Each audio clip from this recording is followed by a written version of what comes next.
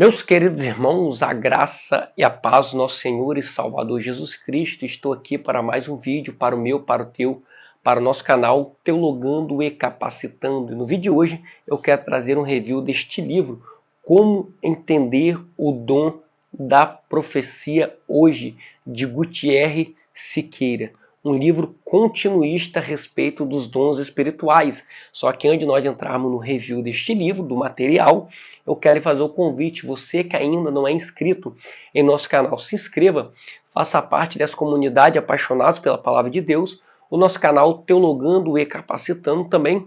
Não esqueça de ativar o sino das notificações para você ficar informado toda vez que eu subir o vídeo novo para o canal. Não esqueça de deixar o seu like, pois o like ajuda muito o YouTube a engajar o canal com mais pessoas. E também compartilhe os nossos vídeos em suas mídias sociais de WhatsApp, Facebook e Instagram. Fazendo assim, você vai ajudar a sua caminhada cristã e também ajudar o canal a crescer. Querido, também começa a comprar, adquirir os seus materiais teológicos pelo nosso link de afiliado da Shopee, que vai estar logo abaixo na descrição do vídeo.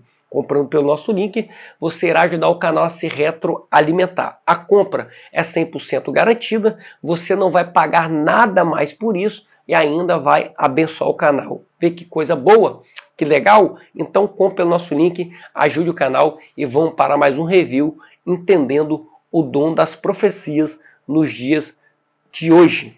Então, meus queridos irmãos, aqui estamos com o livro Coleção Teologia para Todos.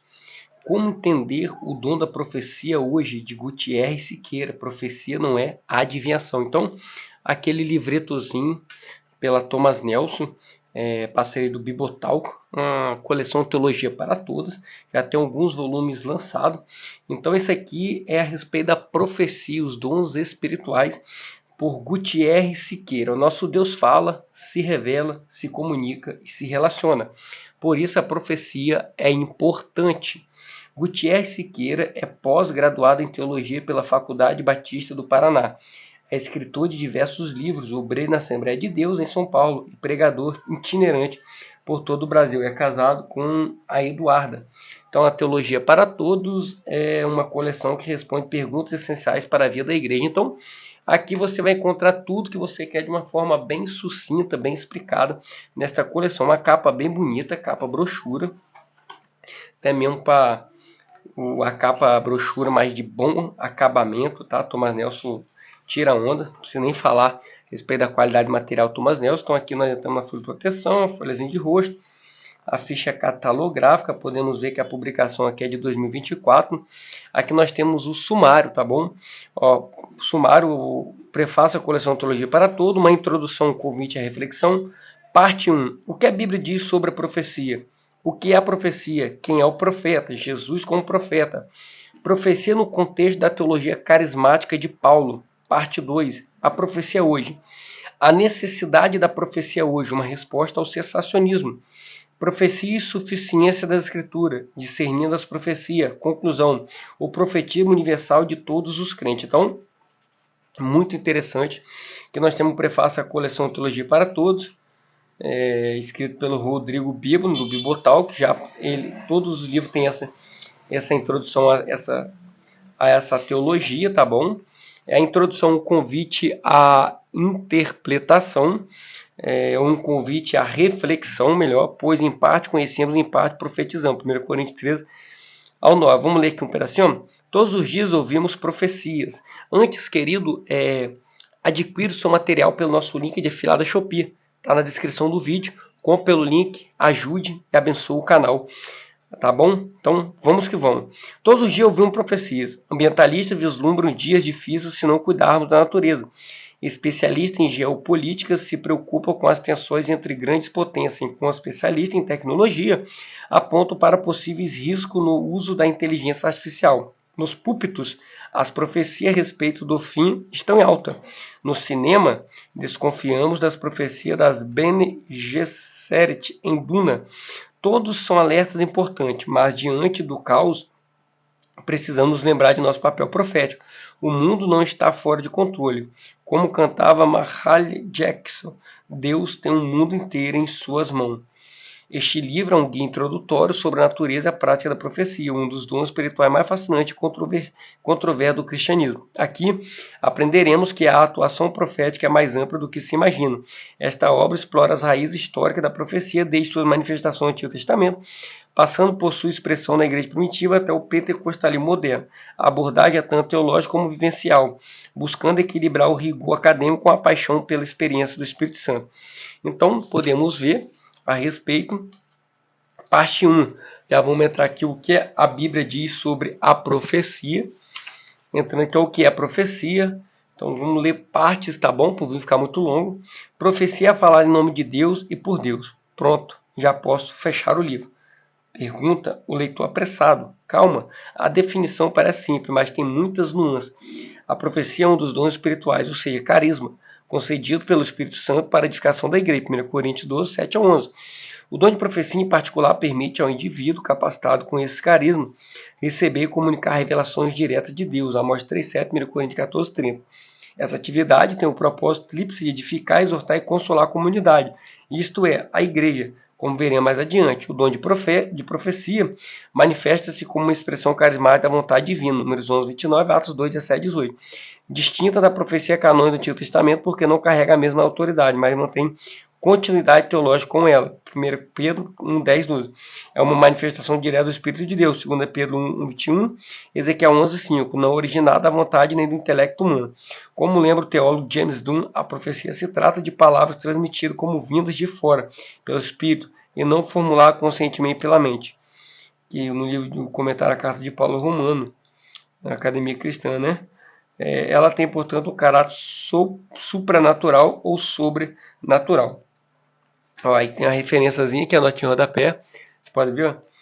Influenciado por C.S. Lewis, prefiro o termo supranatural a sobrenatural, porque supranatural envolve uma realidade superior e ordenada que transcende o mundo natural, enquanto o sobrenatural muitas vezes sugere eventos inexplicáveis e desordenados. No contexto bíblico, o supranatural refere-se à ação de Deus que, embora vá além das leis naturais, opera de maneira harmoniosa e intencional. Por exemplo, quando Jesus cura o doente, que continua. Esse milagre não é um rompimento caótico da lei natural, é mais uma manifestação da ordem divina que está acima da nossa compreensão. Então, ele vai ter essa distinção.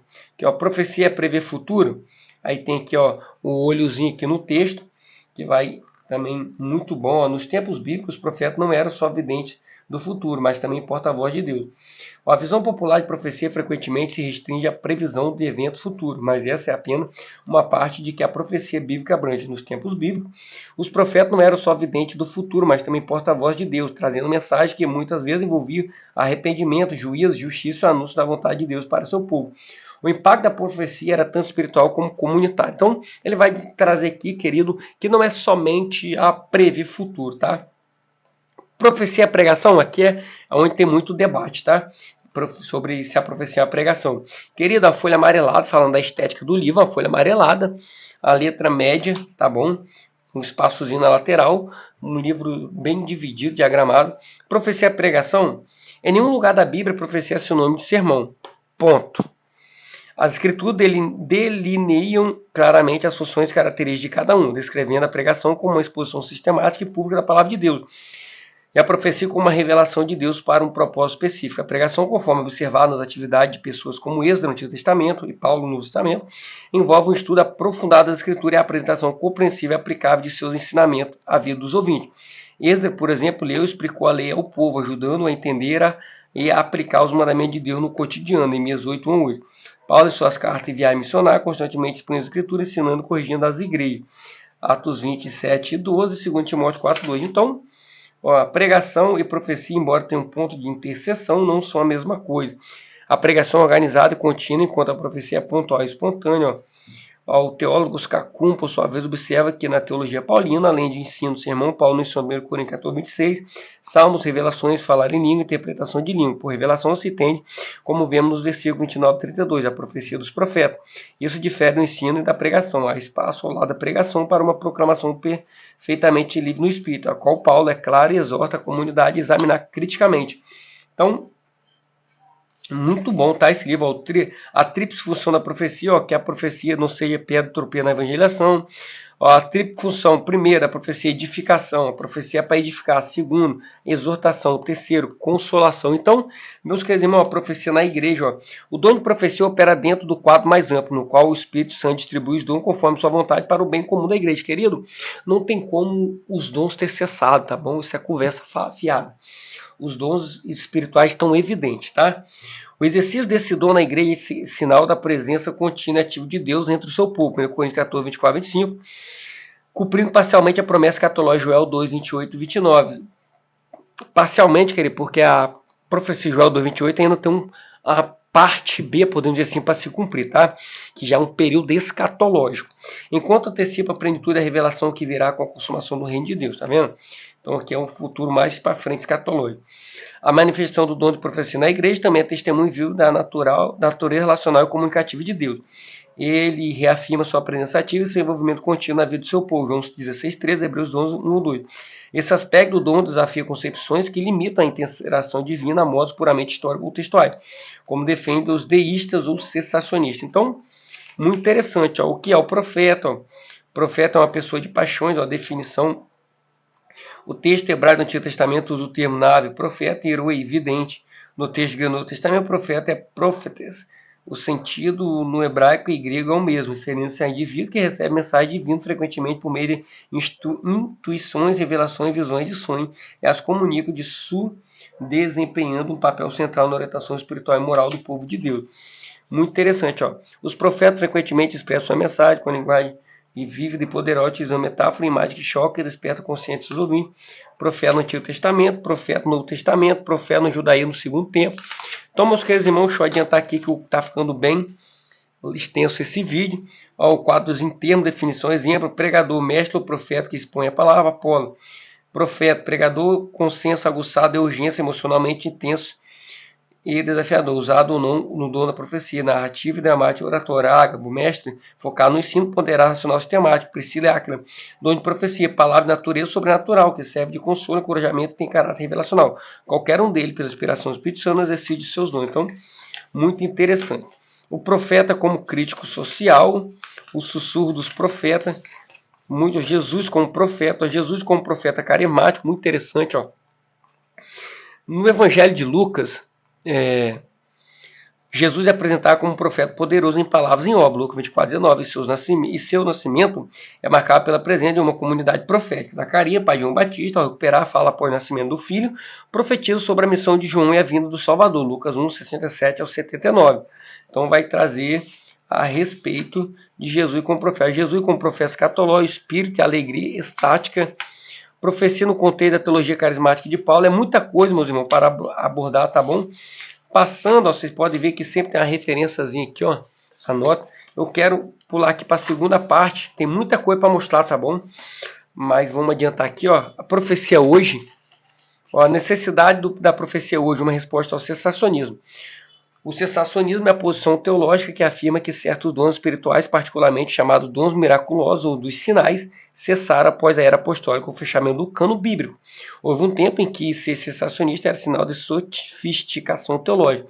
Alguns cessacionistas ainda hoje vivem nessa glória do passado, como o personagem Norma Dumont no filme Crepúsculo dos Deuses, Billy Wilder, em 1950, uma vaidosa atriz aposentada que revive constantemente os teatros cheios no auge da beleza e do talento de sua juventude. Costumo brincar dizendo que o cessacionismo está cessando. Interessante. O consenso acadêmico tem se inclinado cada vez mais para uma interpretação continuista da Escritura, reconhecendo a falta de evidências bíblicas sólidas para o cessacionismo. Estudos exegéticos aprofundados e uma compreensão mais ampla do contexto histórico e cultural no Novo Testamento tem fortalecido a posição continuista. Então, vai trazer aqui, né, uma teologia moderna demais, o dom precisa ser buscado, tá? Fraqueza do cessacionismo.